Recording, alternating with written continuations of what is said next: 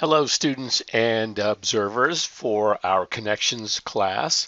My name is Tony Sanders, and I want to give you a quick tour of really about solving KenKen puzzles and how to do that. So the very first part is to point out that the KenKen puzzles are part of our daily do-nows. Okay, every day when we have class, students' daily do-now assignments will be to complete one KenKen puzzle. And all of the KenKen puzzles for our daily do-nows will be 3 by 3s. If students want to do something more complex, they're free to do that. I will have those resources available. So let's get going. Learning to play KenKen is actually very easy. The rules are a bit like Sudoku, but with the added complexity of solving simple math problems. So for students, you'll solve one KenKen puzzle online in our MyMCPS course. I'll show you how to play KenKen in just a minute. Every day you'll have a different KenKen puzzle. I'll also make sure that you have the rules available to you if you forget how to play KenKen. But what we're going to do now is we're going to go ahead and solve one KenKen puzzle. Here we have two different KenKen puzzles. And let me explain a little bit about what you're looking at. Well, KenKen puzzles are always squares, and this one is 3 by 3.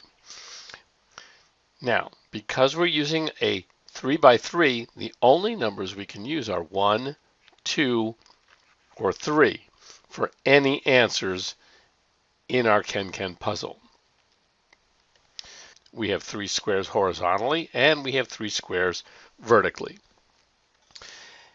The bold outlines represent cages, and the 2 blocks within one of these cages are locations for numbers to answer the following question of math.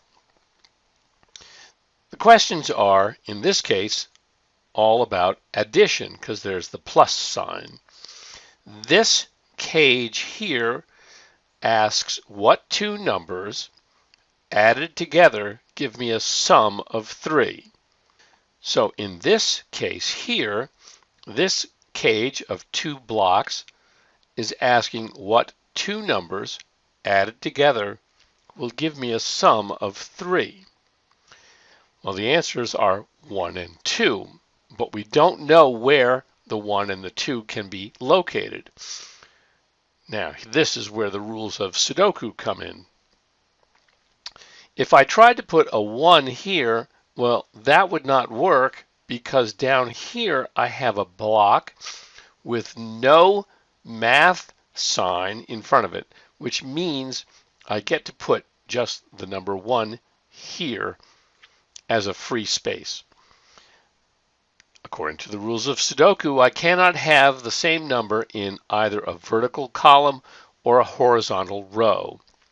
So we cannot have a 1 here. So I'll go ahead and erase it. Since we cannot have a 1 here, and we know that 2 numbers that satisfy this cage's question are 1 and 2, this must be the 2, which makes this the 1. Now remember, these are 3 by 3 KenKen puzzles, so we can only use the numbers 1, 2, and 3. Here we have 2 of those numbers, a 1 and a 2, which means without doing this math, we know, according to the rules of Sudoku, that this must be a 3. Looking vertically, we can see that we're also missing a 3 right here. Now we can answer these questions with half of the answer already filled in. Let's take a look at the plus 5.